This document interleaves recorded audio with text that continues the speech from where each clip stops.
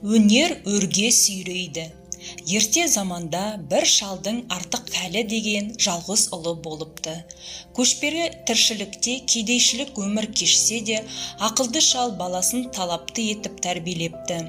Олар күн көріс үшін құмда өскен сексеуілдерді отындыққа шауып, базарға әкеп сатады екен. Жасы 12-ге толған Артықәлі бір күні әкесіне оқу оқығысы келетінін айтады. Шал біраз ойланып, ақырында баласын қалаға оқуға жіберуге бекінеді. Сексеуіл сатудан түскен қаржыны ұлының қалтасына салып, «Балам, талабың оң болсын, іздеген жетер мұратқа деген алдыңнан жарылқасын, аман сау бол құлыным», деп маңдайынан сүйеп шығарып салады. Артықәлі қалаға келіп оқу іздейді. Білім беретін мектепке түсуге дайындығы жетпей, бір күйшіге шәкірт болып жалданады.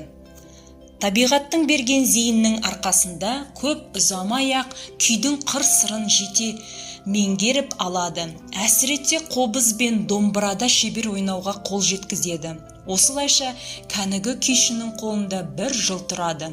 Бір күні ұстазы күй саласындағы өзінің бар білетінін үйретіп болғанын айтады.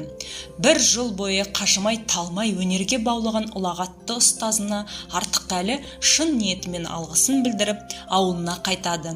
Үйіне келгенде әкесі баласының күйшілік мамандық алғанына шын көңілмен қуанса да, бірақ ондай білімнің бұл ауылда ешкімнің қажетіне жарамайтындығын түсіндіреді. Ол қалыпты тұрмысын онан әрі жалғастырып, сол баяғы сексеуіл шауып, оны базарға апарып сатып, тіршілік қаретімен жүре береді. Осылайша арада жылжып өте шығады. Артықәлі тағы да оқуға барғысы келетінін сездіреді. Әкесі баласының бетін қайтармай, тапқан таянғанын қалтасына салып, қалаға аттандырады. Артықәлі қалаға келіп оқу іздейді. Бір жерден шатыраш ойнап топырлаған адамды көреді. Ол осы ойынға құмартып, оны үйретушіге тиісті қаржысын төлеп шәкірттікке жалданады. Шатыраш ойынның қыры мен сырын меңгеру үшін бар ынта жігерін салады. Арада бір жыл өте шығады. Өзін осы өнерге үйреткен ұстазына рахметін айтып, Артықәлі тағы да ауылына оралады. Әкесі дағдылы қалыппен қандай оқу тамамдағанын, нендей білім алғанын сұрайды. Артықәлі өзінің шатыраш ойынын үйренгенін айтады. Әкесі басын шайқап, сәл ренжігендей болады.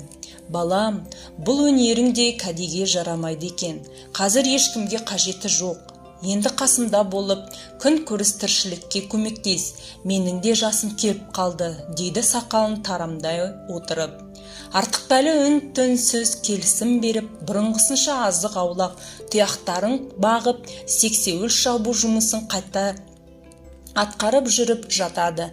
Сонымен тағы да бір жыл артта қалады. Көктем келіп, жер аяғы кеңінен соң Артықәлі оқығысы келіп көңілі алып ұшады. Қалайда әкесінің көңілінен шығу оның басты мақсат еді. Бір күн әкесінен оқуға баруға сөйтіп, өз бағын соңғы рет сынап көруге рұқсат сұрайды. Әкесі әуелі келісім бермегенімен, артынан талабын қайтармай, бар қаржысын баласының қалтасына салып, оны қалаға аттандырып салады. Артықәлі ұзақ жол жүріп, ақыры бір қалаға келіп жетеді. Бір қожайынның жеке мектебіне бар қаржысын төлеп, үлкен қиындықпен білім беретін оқуға кіреді. Оқу жоспарында белгіленген білімді зеректікпен және асқан табандылықпен жете меңгеріп, оны үздік бітіреді. Ғылымның бірнеше саласынан тәлім берген ұстазы қабілетті шәкіртіне 2 жыл бойы өзінің бар білгенін үйретіп болғанын және бұл орайда оған риза екенін айтады. Артықәлі мұнан әрі бұл жерде тоқтаудың жөні жоқтығын сезіп ауылына оралады. Үйіне келген соң сүйікті әкесіне оқып, білім алғанын жаза білетінін және ғылымның бірнеше саласынан хабардар екендігін қуана жеткізеді. Әкесі де бұған шексіз қуанып, баласының арқасынан қағады да, адам болды деген осы. Енді өзің де ұстаздық етіп, ауыл балаларына ғылым, білім, сырларын үйретерсің дейді. Артықәлі осы күзде ауыл балаларын жинап оқытпақ болады. Осындай игі оймен жүрген Артықәлінің ісін аяғына дейін жеткізуге орта жолда тап болған мына оқиға кедергі келтіреді. Сол бір жазда оның ауылына Үндістанға бара жатқан керуеншілер келіп, өздеріне жалдануға адам керек екендігін, оған көп қаражат төлейтіндерін айтып жар салады. Бұл кезде шал байғұстың да тұрмысы нашарлаған еді. Тұрмысын түзету үшін қаражат та керекті. Артықәлі керуеншілерге жалданып, қаржы тауып күзге дейін тұрмысты оңғарып алатындығы ой жайында әкесіне өз ойын сездіреді. Әкесі оның бұл ойын жөн көріп, керуен басынан келісілген қаржыны алады да, баласын соларға қосып, жол сапарға аттандырады. Керуен тоқтамай жүріп отырып, Қызылдың құмын кесіп өтетін жолға түседі. Осылайша бірнеше күн өтіп те кетеді. Бір күні қатты дауыл тұрып, ілгері аяқ бастырмай қояды. Керуен тоқтап, түйелерді шөгеріп, адамдар оның ығын паналайды. Өршілене түскен дауыл жуық қарада басылмай, түйелерді құммен көміп кетуге айналады. Сондықтан керуеншілер оларды әлсін-әлсін орнынан тұрғызып, қайта-қайта шөгерумен біраз уақыт өткізеді. Меске қуып алып шыққан ауыз сулары да таусылуға таяйды. 3 күн бойы соққан дауыл саябырлаған мезгілде барып керуеншілер жиналып ауыз су табу жайын ақылдасады. Ақыры ойласа келе су іздеуге 4 адам 4 бағытқа аттану тиіс деп шешеді. Су іздеушілердің бірі сол баяғы Артықәлі еді. Ертеңгісін ерте шыққан ол түс әлетінде бір сайда өтіп тұрған шиге кезігеді. Шилі жердің суы жайдақ болады деп әкем айтушы еді деп ойлаған ол түйесін шөгеріп әлгі жерге үңіледі. Топырағын уыстап көріп еді, ылғалды екенін бірден байқалды. Ол шидің бірін қолымен қағып қалғанда қолына бір нәрсе іліккендей болды. Үміттеніп одан әрі қолымен қазып қараса, кеуіп қалған тулақ екен. Тулақты көтеріп қалып еді, оның астынан құдықтың аузы көрінді. Ішіне үңілсе суы бар екен. Артықәлі әлгі жерге бір сырықты белгі етіп қалдырып, келген ізімен желіп отырып, керуеншілер қосына жетеді. Келсе басқа су іздеушілер де оралыпты. Бірақ олар су таба алмай не істерлерін білмей аңтаңдарып отыр екен.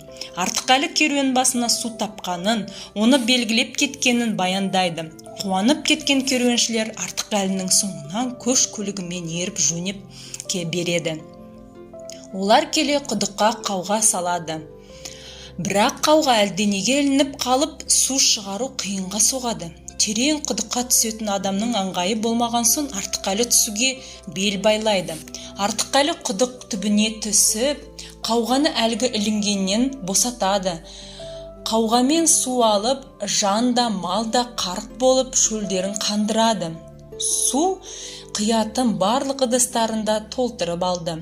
Бір кезде Артықәлі аяғына бірдеңе батқандай болған соң қараса, жұдырықтай алтын тастар жатыр екен. Сосын жоғарыдан қауғаны түсіруін сұрайды. Артықәлі қауғаға алтын кесектерді толтырып шығара береді. Керуен басы мұны көріп, қауғаны үсті төмен түсіріп алтынды үйіп алады.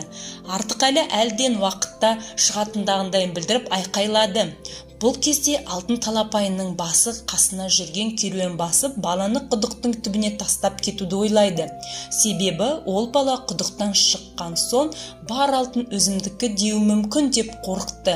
Артықәлі не де болса қайрат қылайын деп жанындағы пышағымен баспалдақ жасауға құдықтың қабырғасын шұқылай бастайды. Бір кезде пышақ ұшы ағашқа тірелгендей болады. Қалаған кірпіш тастардың құлата келгенде адам сиятында есік көрінеді. Есікті ашып ішіне кірсе, бір қария мамық төсекте шалқасынан жатыр екен. Артықәлі кішілікпен сәлем беріп көріп еді, ол орнынан қозғалмай жатқан күйінде қолын сілтеді. Меңзеген жаққа көз салса, әр түрлі саз аспаптарда ілулі тұр екен. Артықәлі қолына қобызды алып, көңілді де, шаттықты, қайғылы да мұңды күйлерді нақышына келтіріп тарта жөнелді. Ақсақалды қария бір кезде барып басын көтеріп, «Рахмет балам, көңілдің шерін қозғап, бойға қуат бергеніндей болдың. Не тілегің бар? Орындаймын, айт. Бұл жерге қайдан келгеніңді баянда» дейді.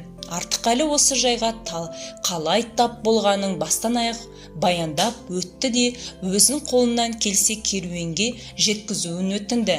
Әлгі жатқан кісі орнынан тұрды да: «Мен жер асты патшалығының адал адамдарының қызметшісімін. Арамдықты, өтірік пен қара ниеттілікті айыптау жолында жүргендердің елгезекте сенімді серігімін.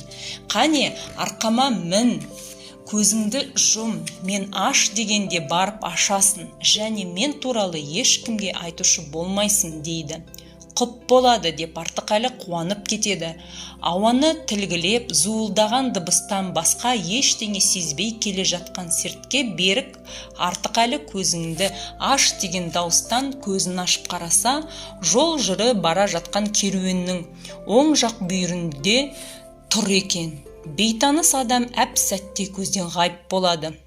Ол керуенге аяндап келеді. Керуеншілер таң тамаша болып, онан құдықтан қалай шығып, мұндай қалай жеткенін сұрайды. Бірақ уәдеге беріп, Артықәлі оларға құдықтан баспалдақ жасап шыққанын, сөйтіп осы бақытпен тіке салғанын, жаяулап қатты шаршағанынан айтады. Олар таңдана Артықәліні түйеге мінгізеді. Кеш болып, жолай бір жерге аялдап қонуға тура келеді.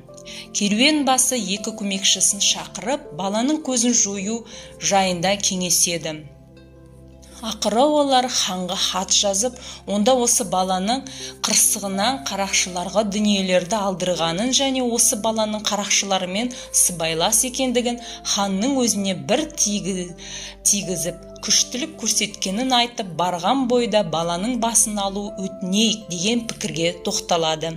Ертемен керуен басы Артықәліні шақырып алып: «Сен ханға барып, біздің аман сау келе жатқанымызды жайында хабар бересің, және мына хатты өз қолыңмен тапсырасың» деп қолына хат ұстатады.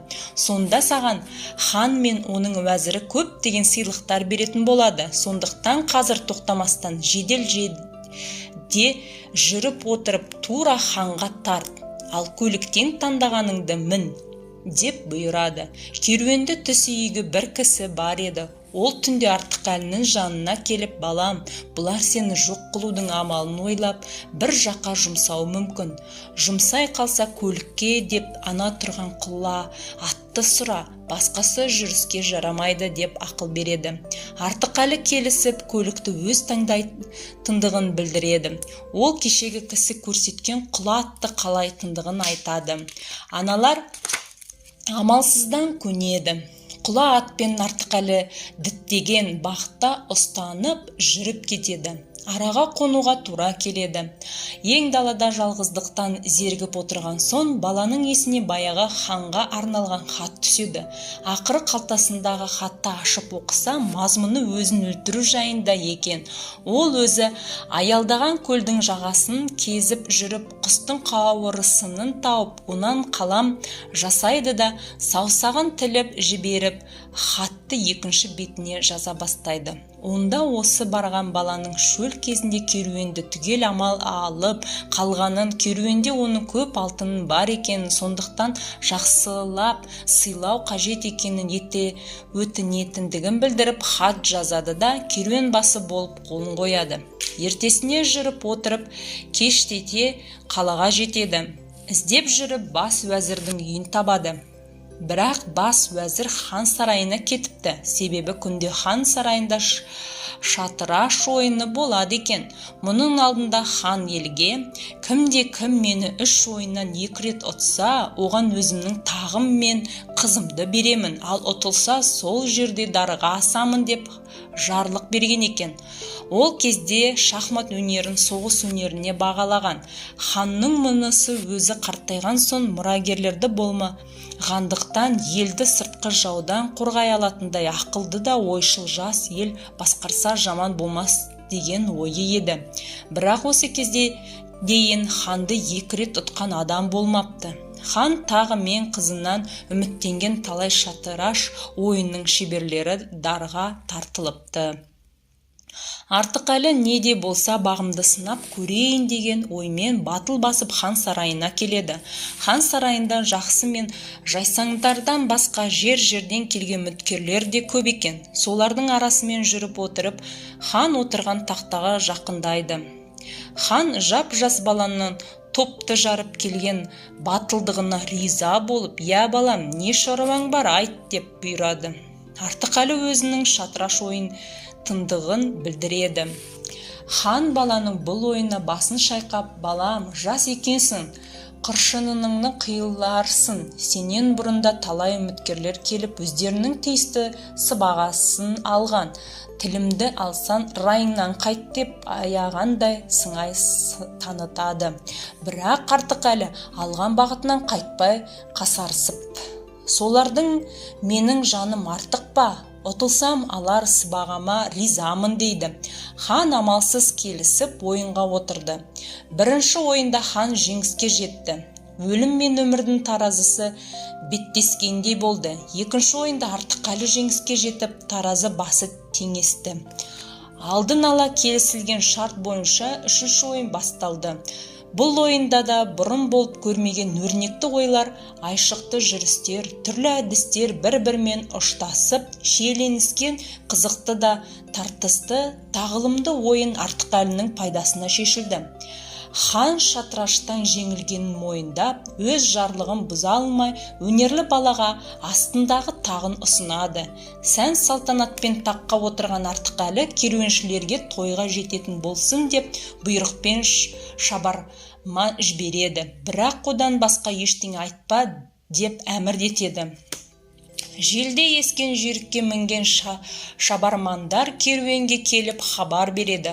Бұл хабарға қуанған керуен басы желдіртіп жедел жетіп, алқынға хан сарайына да жетеді. Олар хан сарайына кіріп, кешегі өздері жіберген баланың салтанатты тақта отырғанын көріп, көздері шарасынан шыға қорқып кетеді.